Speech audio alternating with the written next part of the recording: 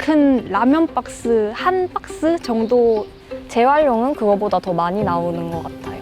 택배 시키면 나오는 상자들 조금 많은 것 같고, 또 마스크를 맨날 하루에 하나씩 버려요. 배달 음식을 좀 많이 시켜 먹어서 그런지 일주일에 한 4~5봉지 나오는 것 같아요. 대부분의 사람들이 더 이상 필요 없거나 가치 없는 물건들을 버리는 것 같아요. 우리는 이걸 쓰레기라고 하잖아요. 더 이상 필요 없는 물건들을 버리는 건 당연한 거라고 생각해요. 저희가 택배를 받아도 저희가 필요한 건 택배 안에 들어있는 물건이지 포장지나 택배 상자가 아니잖아요. 그래서 딱히 어디다 써야 될지도 잘 모르겠고 그럼 당연히 자연스럽게 버려지는 것 같아요. 오히려 자취를 시작하고 나서 버리는 쓰레기가 더 늘어난 것 같아요. 자취를 하면서 설거지를 해야 되는데 설거지가 귀찮다고 일회용 나무 젓가락을 사용하거나 일회용기를 사용한 적이 많아가지고 사실 그러면 안 되는데 쓰레기 배출량은 이전보다 더 늘어난 것 같아요. 제가 맘스터치 알바를 하는데 세트를 하나 시키면 봉투에다가 냅킨 2개에다가 빨대 하나 그리고 케첩까지 해가지고 5,000원짜리 음식을 하나 시키는데도 쓰레기가 되게 많이 나온단 말이죠. 그리고 햄버거 싸고 있는 포장지까지 하면 손님이 얼마 안 갔는데도 되게 쓰레기통이 금방 차요. 매장에서 먹어도 쓰레기가 나오는 건 똑같아서 요즘 항상 그런 거 보면서 너무 과하게 쓰는 거 아닌가라는 생각을 좀 많이 합니다. 1층에 재활용품을 버리는 곳이 있는데 여러 가지 플라스틱이랑 유리랑 전부 다 섞여 있고 원룸 쪽 그 쓰레기 버리는데 분리수거 잘 안 돼 있고 쓰레기 엄청 많이 쌓여 있고 종량제 봉투 아무데나 막 버려놓는 그런 걸 보고 좀 환경 문제가 심각해질 수도 있겠다라는 생각이 들었습니다. 카페에서 음료 사면 나오는 일회용 컵이 막 전봇대 옆에 모여 있다든가 이제 그런 쓰레기 분리 배출이 하나도 안 되고 그냥 길거리에 내다 버리는 정도로 이렇게 쌓여 있는 걸 보고 이건 안 되겠다.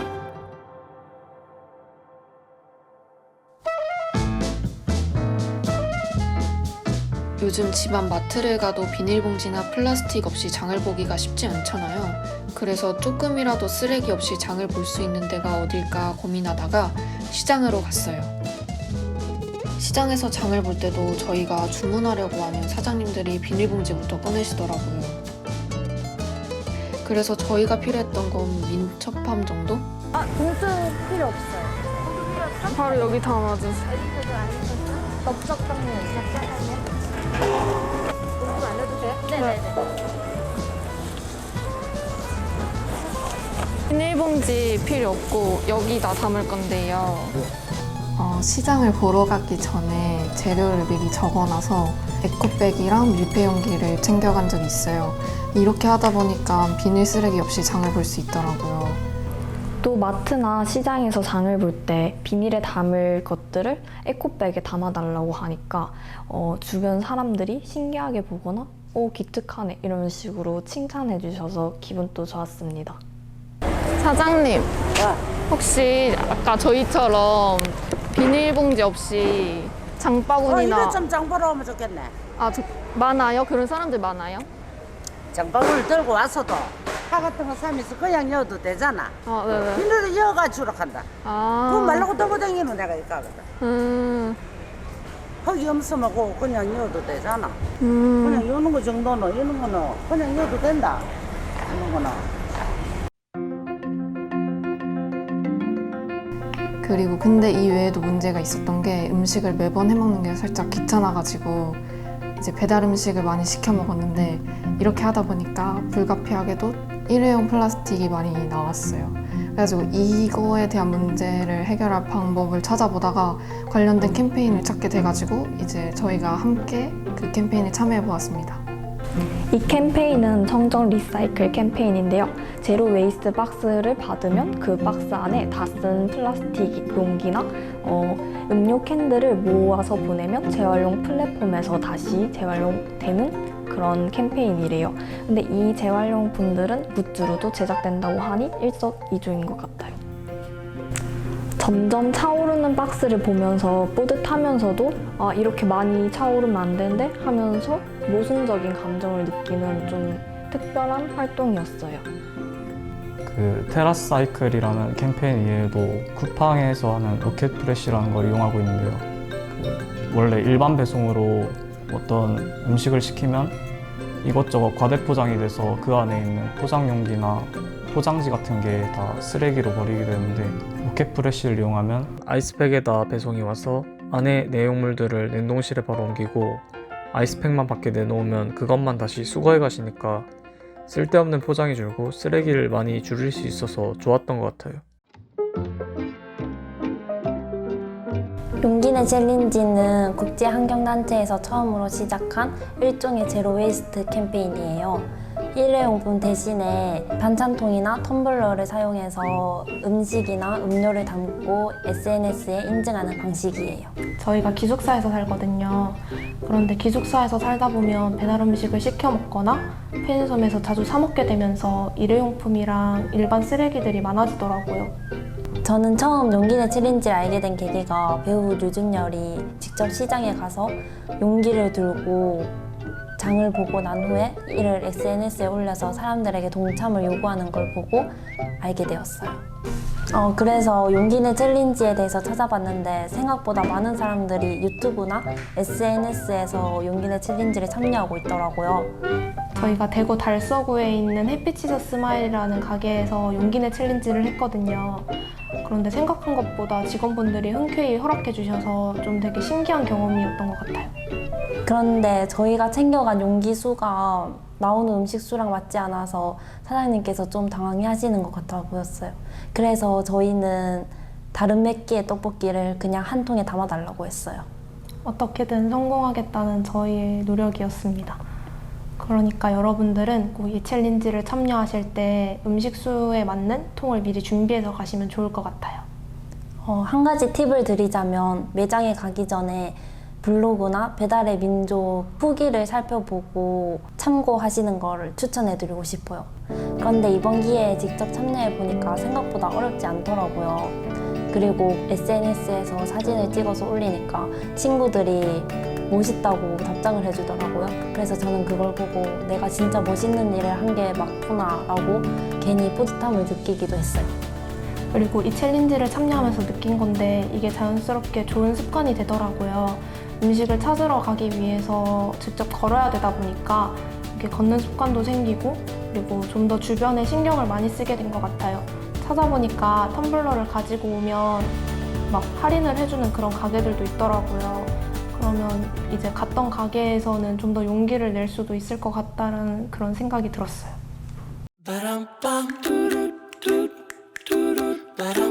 저희가 한 업사이클링이란 건 기존에 버려지는 제품을 단순히 재활용하는 차원을 넘어서 디자인을 가미하는 등 새로운 가치를 창출하여 새로운 제품으로 재탄생시키는 것을 말해요. 물론 환경을 위해서 행동한다면 서울환경연합이나 그런 곳에 후원을 할 수도 있겠지만 저같이 가난한 대학생은 좀 피부에 느껴지는 소비가 그래도 조금 더 합리적인 것 같아서 사야 하는 생필품들을 좀 업사이클링 제품이나 친환경 제품으로 사는 편이긴 해요. 저는 필름 카메라를 찍는 취미가 있는데요. 이런 필름 카메라를 인화할 때 인화지 봉투라는 게 나와요. 근데 그게 재활용이 안 되거든요. 그래서 되게 처치곤란이라고 알고 있었는데 제가 다니는 사진관에서 그 인화지 봉투를 가지고 업사이클링해서 가방으로 이렇게 만들어서 제품을 팔고 있는 걸 제가 봤어요. 이게 인화지 봉투로 만든 토트백인데요. 그래서 내부는 방수가 되고 겉부분은 종이처럼 보이지만 특수한 처리를 하셔서 젖어도 금세 마르는 그런 성질을 가지고 있어요. 되게 오랜 기간 사용했는데도 구겨진 대로 또 이쁜 모양이 되는 것 같아서 저는 잘 쓰고 있어요. 이거 외에도 프라이탁이라는 브랜드는 버려진 트럭 방수천, 자동차 안전벨트, 자전거 바퀴의 고무 튜브를 이용해 가방을 만들어요. 우산, 현수막, 포스터 등을 활용해 제품을 만드는 큐클리프, 바다에 버려진 유리 조각으로 액세서리를 만드는 바다 보석 등 소비된 채 버려지고 오래도록 환경에 부담이 되는 것들을 재활용한 제품들이 이미 시중에 많이 나와 있어요. 저는 서울환경연합이랑 플라스틱 방앗간에서 주최하는 참새클럽이라는 활동을 했는데요. 이게 지원자에 한해서 모아지는 플라스틱들을 보내면 그걸 녹여서 튜브 짜개를 만들어주는 건데 일종의 업사이클링 제품을 만들어주는 활동이라고 할 수 있겠죠?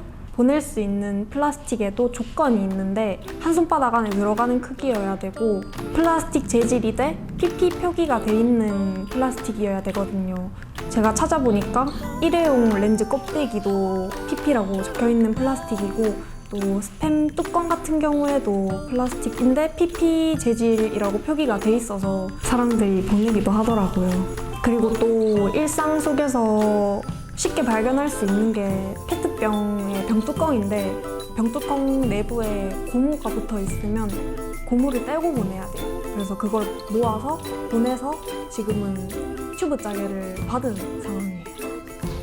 느낀 점이 있다면 전보다 지출이 줄었다는 거? 이게 사놓고 안 쓰다 보면 그게 결국 쓰레기가 되는 거잖아요.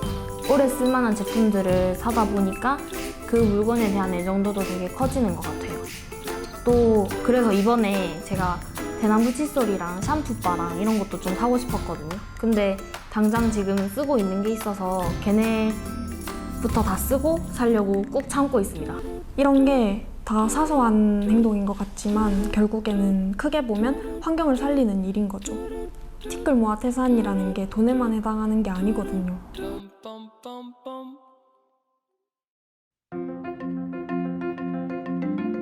아직은 이 챌린지가 많이 대중화되지 않은 챌린지다 보니까 좀 더 많은 용기를 필요로 하는 것 같아요.